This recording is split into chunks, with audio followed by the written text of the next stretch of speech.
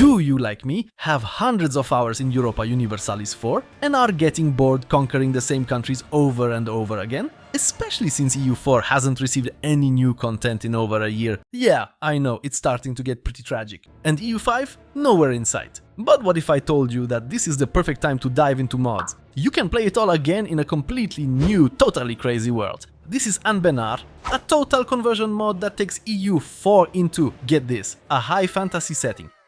Yes, you heard that right. Your favorite EU4 but with magic and most importantly, dwarves and beautiful elf maidens who need your help. Our adventure begins at one of the western passes in the Serpent Spine Mountains. There used to be a mighty dwarven empire here, Old Dwarf, or however you pronounce it, but a green tide of orcs and goblins destroyed everything. Strongholds burned, kingdoms fell. But now, in the year 1444, after centuries of exile, this is our chance. I'm playing as the Azra expedition, because it's designed for noobs. The goal? Reclaim our home, rebuild the fortress and restore dwarven domination. Will it work? You'll have to see for yourself. Just like the latest deals on Eneba, who've been a partner of this channel for a long time. So in addition to the ongoing promotion, you're also getting this extra code for the weekend to unlock even more discounts. So take advantage of it, there's definitely something for everyone. All you need to do is use the links in the description.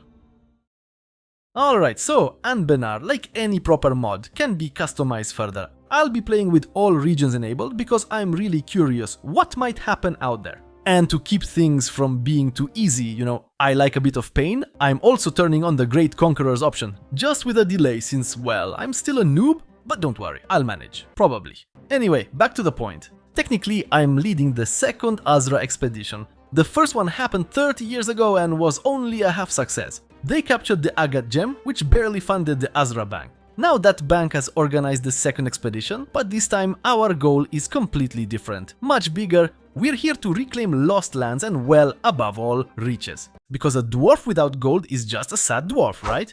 At first the expedition captured Cookdeer Fortress, a small rundown outpost guarding the entrance to our dwarven paths. There we crushed some weak goblin tribe and headed deeper underground, toward the lost capital. And the best part, as an expedition, I got funding to cover the initial costs. Now that I've taken control of the company, or rather this wandering Dwarvar adventurer company, yeah, I know the name's a bit much, we need a good acronym or something, right? We operate kind of like a tribe in EU4, meaning we can migrate across unoccupied territories. But don't worry, we're not so backward that any random goblin can beat us. Anyway, after that long intro, it's time to pick my heir. Let's go with the talented Captain Moira. Ugh, I have bad associations with that name. I just hope my captain lives a long life. He's already 154 years old. A sad dwarf who can't even afford a funeral. For 50 military points, I can boost the unity of my company. That gives me more income and lowers my army maintenance. So yeah, I'm investing in that. It's everything dwarves love. Though army costs are already lower since I'm a dwarven claimer trying to form a kingdom.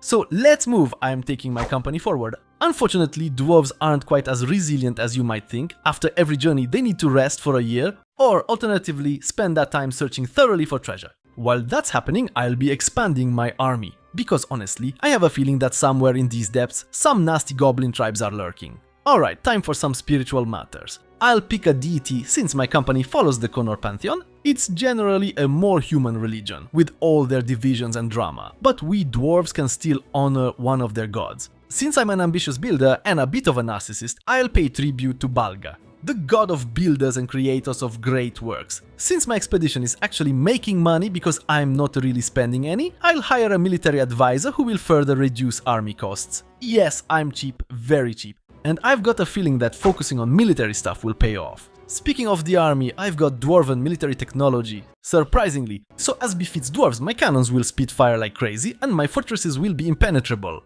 Ugh, but I've got less manpower and cavalry costs are higher. Best if I just don't use cavalry at all. What would a dwarf even do with a horse? Ships in the mountains won't be very useful either. Honestly, it's amazing how in this mod, every race has its own unique military traits. Now when it comes to tolerance, I have no idea how any of that works. So, you experts in the comments, explain it to me, otherwise I'll never figure out how a dwarf is supposed to live with an elf. Learnings of an elder. It's very easy to forget that the younger races live life to a fuller and quicker pace than ours. Jarmun must keep up with new developments if our country is to prosper.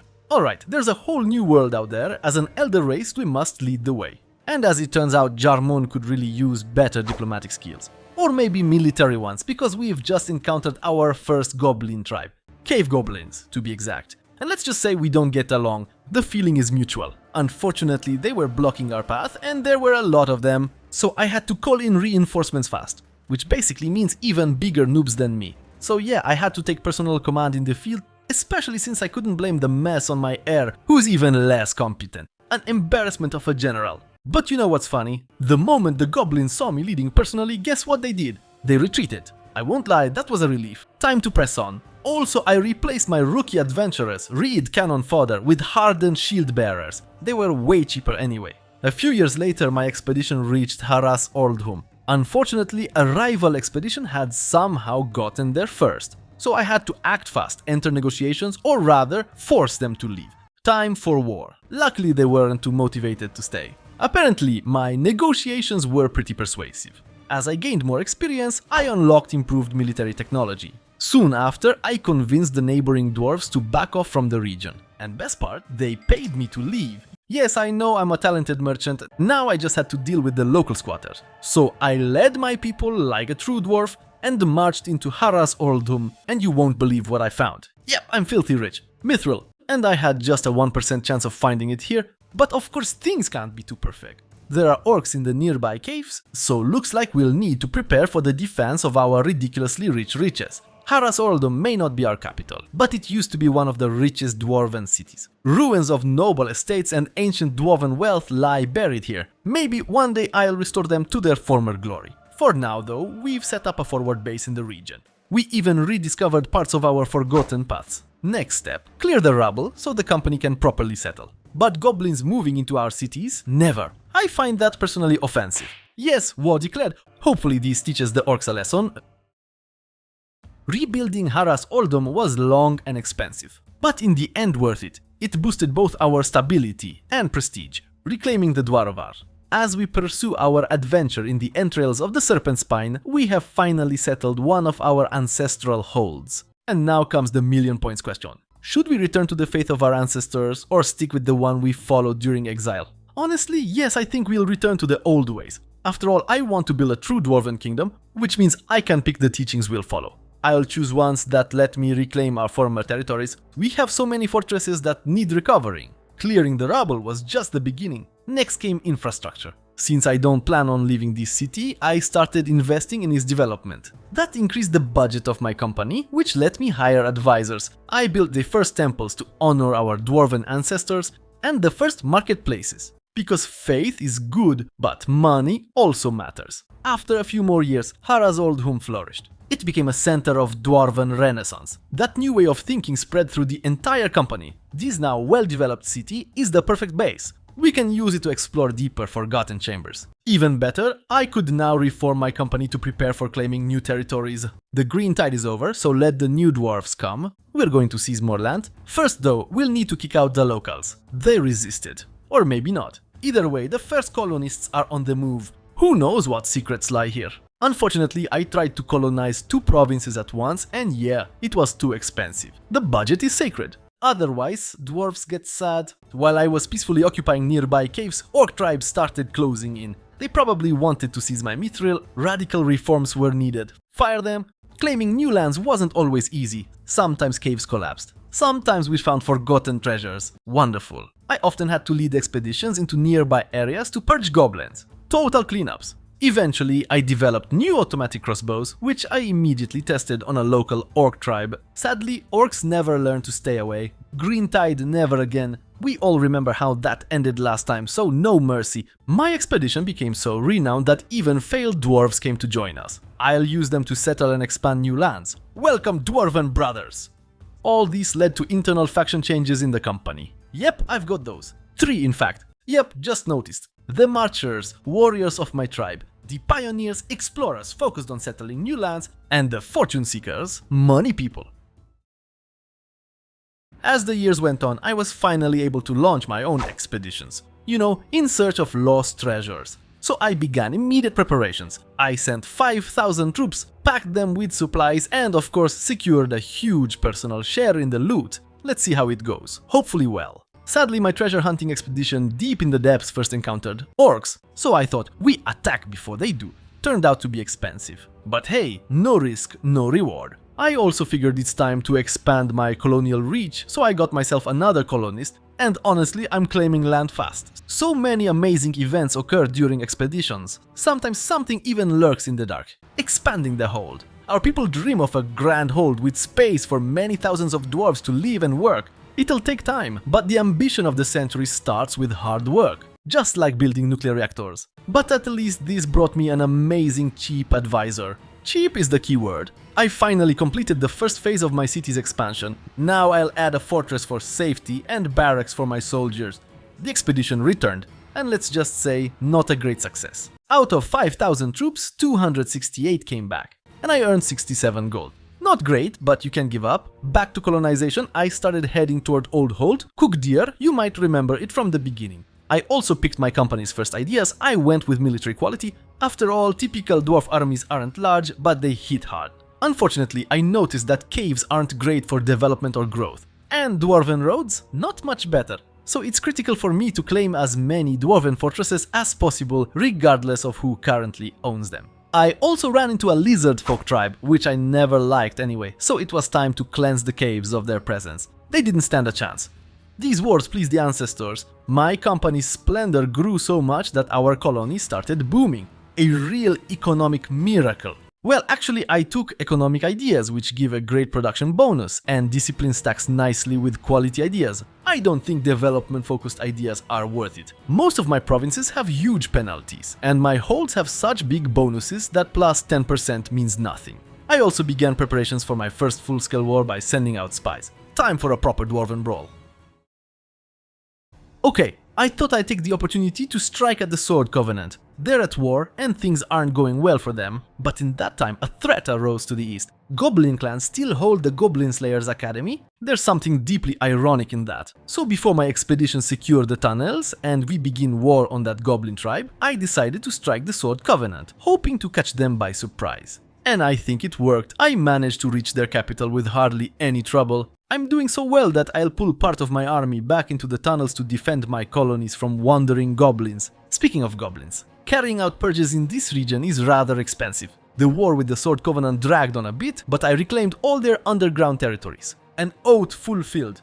Apparently, long ago, the Dwarven Kingdom and human settlers of this valley made an alliance. They were allowed to live in that area, and in return they guarded access to the dwarves' underground halls. But we know how that ended. Greentide came and their oath was broken. Perhaps under my rule they'll do better this time. I made these weak humans my vassals. My real goal was recovering Kukdir Fortress. It turns out it houses the headquarters of the Azra Bank, which funded the expedition. Good thing I only noticed that now. Of course, on newly acquired lands, I need to introduce the faith of our dwarven ancestors. Dwarves aren't exactly known for their tolerance. All territories bordering the surface entrances are being fortified, they usually get defense bonuses, and from what I see, local orc and goblin tribes are numerous and expanding. The year 94 is pivotal for my expedition for several reasons. First, I lost a powerful bonus I had previously, which lowered expedition costs. And now I'm struggling with the budget. More importantly, the world grew significantly. Looking at the map, I have only a small fraction of the conquered mountain. I thought I had achieved more. Next to me are many orc tribes. Oh wait, those are humans. Doesn't matter, in any case they have a fortress, I'll need to retake it. But there are a lot of green orcs around here. Further west are fallen human kingdoms. There's even a vampire kingdom. Or rather, a human kingdom secretly ruled by vampires, and everyone just pretends not to know. To the south, beyond the Great Desert, live the Sun Elves, a group of religious fanatics. When I finally get there, I'll probably have to go to war with them too. But interestingly, I still haven't discovered the heart of the mountain. I have no idea what's there yet. And the third important reason, I finally share a border with that goblin tribe. So a war is coming. By occupying old dwarven fortresses, I can also restore their legacy. I just haven't decided yet which path I'll take. Although I'm not in a rush, I still have a few things to do, specifically dig deeper. Aha!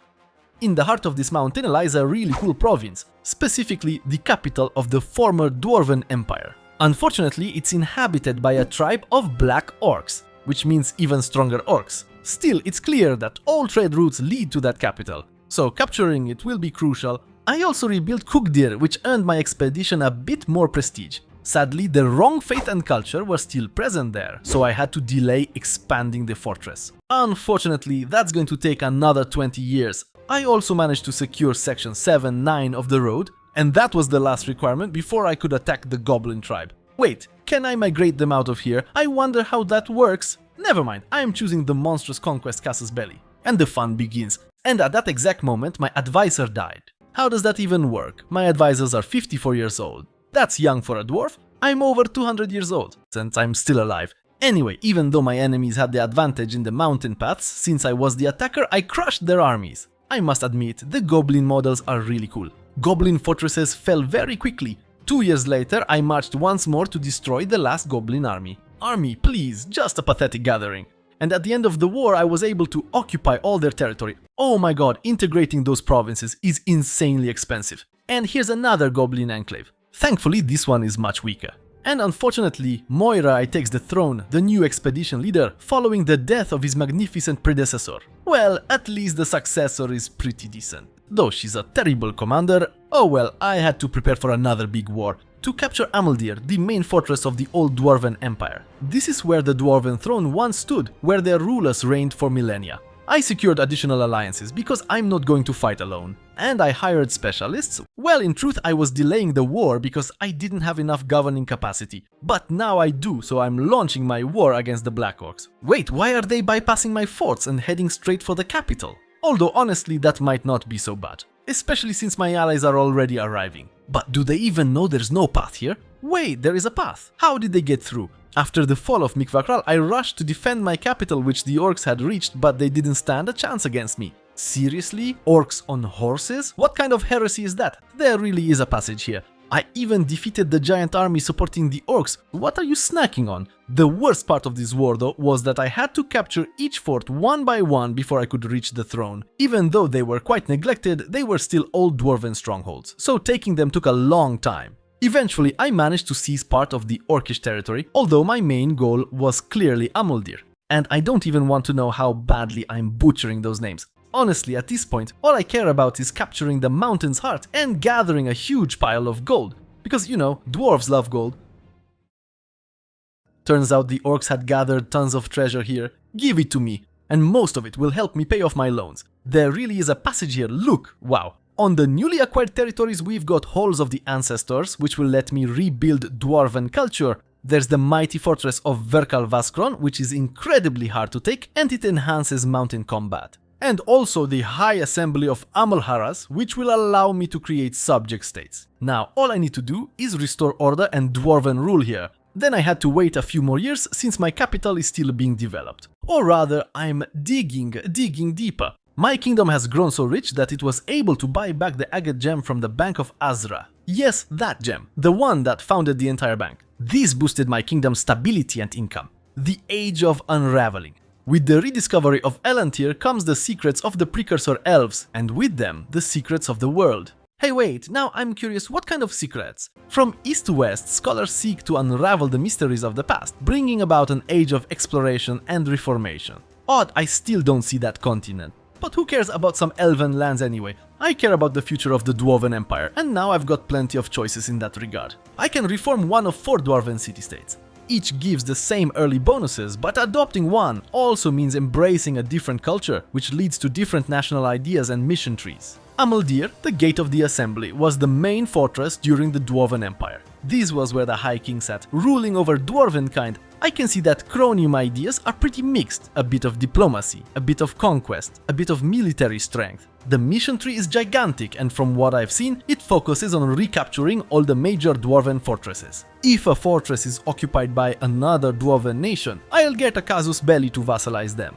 And of course, the new capital, as you might expect, is in Amaldir. Another option is Harasold, the seat of the High Lord, whose power was built on voluntary forced labor. From what I can tell, its national ideas focus mostly on economy and building prosperity, though there are some minor military bonuses as well. The mission tree is much smaller and seems centered around re-establishing forced labor in conquered lands, especially among goblins and orcs. Kugdir, the last Dwarven stronghold to fall in 1424, basically marked the beginning of the Green Tide. Its mission tree seems focused on rebuilding the power of the Bank of Asra, eventually becoming its successor. The missions lean into industry but mostly offer diplomatic bonuses, colonization, tolerance, yuck, and light military perks, mostly focused on mercenaries. And finally, there's Mithradum, known as the largest mithril mine in the world. And it's no surprise that I get mithril-based ideas here, which seriously boost my army. Incredible bonuses, reduced shock damage taken, extra morale, infantry buffs, and cheaper generals.